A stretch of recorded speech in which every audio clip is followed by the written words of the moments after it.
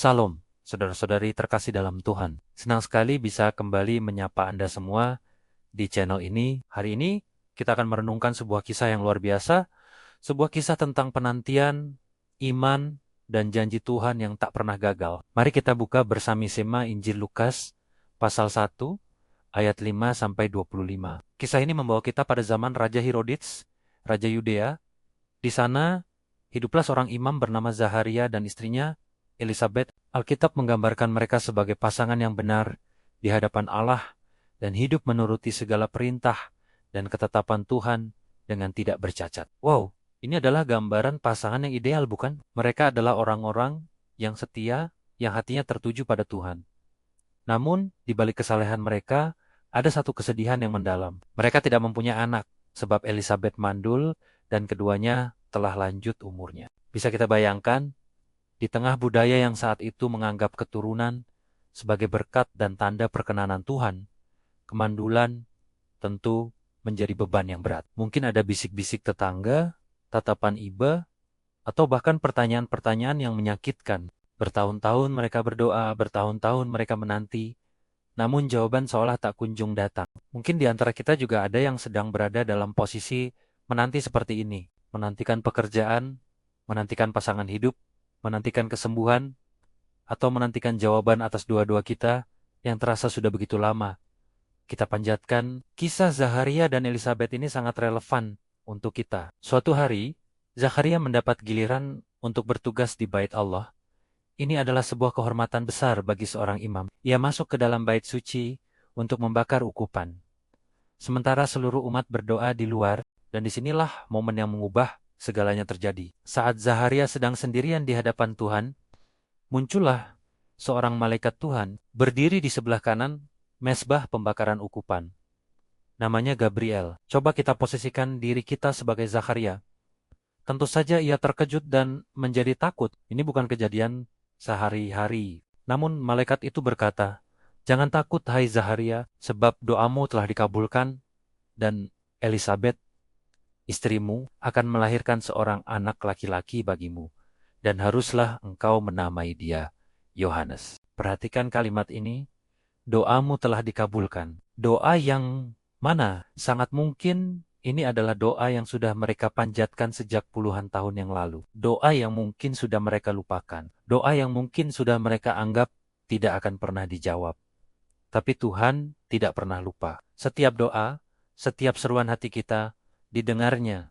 Waktu Tuhan bukanlah waktu kita. Seringkali kita merasa Tuhan terlambat, padahal Ia sedang mempersiapkan waktu yang paling sempurna. Malaikat Gabriel tidak hanya memberitakan kelahiran seorang anak, tetapi juga menjelaskan misi besar yang akan diemban anak itu. Yohanes akan menjadi besar di hadapan Tuhan, penuh dengan Roh Kudus sejak dari rahim ibunya. Ia akan berjalan mendahului Tuhan dalam roh dan kuasa Elia untuk membuat umat Israel berbalik kepada Tuhan, Allah mereka, dan untuk menyiapkan bagi Tuhan suatu umat yang layak baginya. Ini bukan sekadar jawaban atas kerinduan pribadi Zakaria dan Elizabeth. Ini adalah bagian dari rencana keselamatan Allah yang jauh lebih besar bagi seluruh umat manusia. Kelahiran Yohanes adalah pembuka jalan bagi kedatangan Sang Mesias, Yesus Kristus. Di sini kita belajar satu hal penting. Seringkali jawaban doa kita tidak hanya untuk kepentingan kita pribadi. Tuhan bisa memakai penantian kita,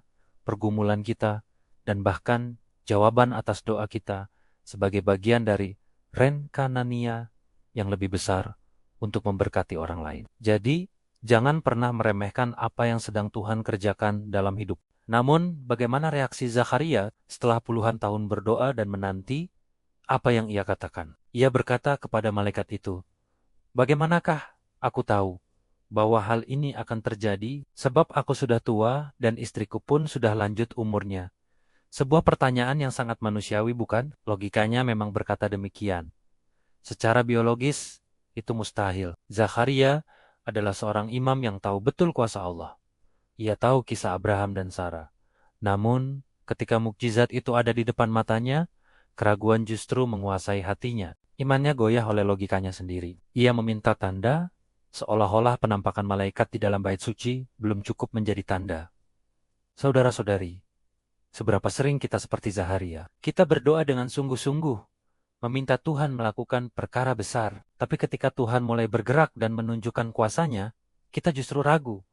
Kita mulai berpikir, apa mungkin? Ini terlalu sulit, ini tidak masuk akal. Keraguan adalah musuh iman. Keraguan membuat kita fokus pada keterbatasan kita, bukan pada kuasa Tuhan yang tidak terbatas. Karena keraguannya, Zakharia menerima konsekuensi. Malaikat Gabriel berkata, sesungguhnya engkau akan menjadi bisu dan tidak dapat berkota-kota sampai kepada hari di mana semuanya ini terjadi, karena engkau tidak percaya akan perkataanku yang akan nyata pada waktunya. Zakharia menjadi bisu. Ini bukan hukuman karena kebencian, melainkan sebuah disiplin dari Tuhan. Tuhan membungkam suara keraguan Zakharia agar Ren Kananea tetap berjalan tanpa gangguan. Selama 9 bulan ke depan, Zakharia diberi waktu untuk merenung, untuk diam, dan untuk belajar percaya sepenuhnya pada firman Tuhan, bukan pada logikanya. Kadang-kadang, Tuhan perlu membisukan kita dari suara-suara keraguan kita sendiri, dari keluhan kita, dari perkataan negatif kita, agar kita bisa lebih fokus mendengar suara Nia dan melihat pekerjaannya. Masa-masa hening dalam hidup kita bisa jadi adalah waktu di mana Tuhan sedang bekerja paling dahsyat. Sementara itu, orang banyak di luar menanti-nantikan Zakharia. Mereka heran mengapa ia begitu lama di dalam bait suci. Ketika ia akhirnya keluar, ia tidak dapat berkata-kata. Ia hanya bisa memberi isyarat. Dan mereka pun mengerti bahwa ia telah melihat suatu penglihatan. Zakharia tetap bisu sampai selesai masa tugasnya, lalu ia pulang ke rumah. Dan apa yang terjadi selanjutnya? Firman Tuhan tergenapi. Tidak lama kemudian, Elisabeth, istrinya, mengandung. Persis seperti yang dikatakan malaikat, Elisabeth mengasingkan diri selama 5 bulan. Mungkin untuk menghindari pertanyaan orang banyak, tapi lebih dari itu, ia merenungkan kebaikan Tuhan.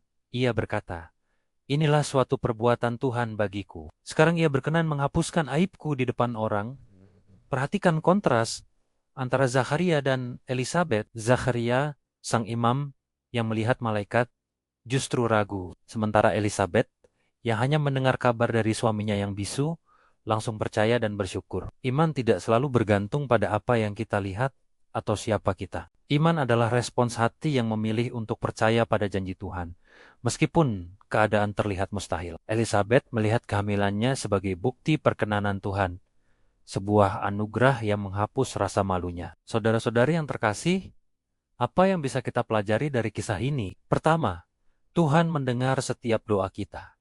Jangan pernah berhenti berharap dan berdoa. Mungkin doamu yang puluhan tahun lalu kau panjatkan, sedang Tuhan siapkan jawabannya untuk waktu yang paling tepat. Kedua, jangan biarkan keraguan membajak imanmu. Ketika Tuhan memberikan janjinya melalui firman-Nya, peganglah itu erat-erat. Jangan fokus pada keterbatasan logikamu, tapi fokuslah pada kuasa Tuhan yang tak terbatas. Ketiga, waktu Tuhan adalah yang terbaik. Penantian kita tidak pernah sia-sia. Dalam masa penantian itu, Tuhan sedang membentuk karakter kita dan mempersiapkan kita untuk menerima berkat-Nya. Keempat, jawaban doa kita seringkali merupakan bagian dari rencana Tuhan yang lebih besar untuk memberkati banyak orang. Mungkin hari ini Anda sedang merasa seperti Zakharia dan Elisabeth di masa penantian mereka. Anda merasa sudah tua dalam penantian. Harapan terasa menipis. Ingatlah, Tuhan kita adalah Allah yang sama. Allah yang membuka rahim Elisabeth juga sanggup melakukan perkara mustahil dalam hidupmu. Teruslah setia, teruslah melayaninya dengan tulus seperti Zakharia dan Elisabeth. Jangan biarkan keraguan membuatmu bisu terhadap kebaikan Tuhan.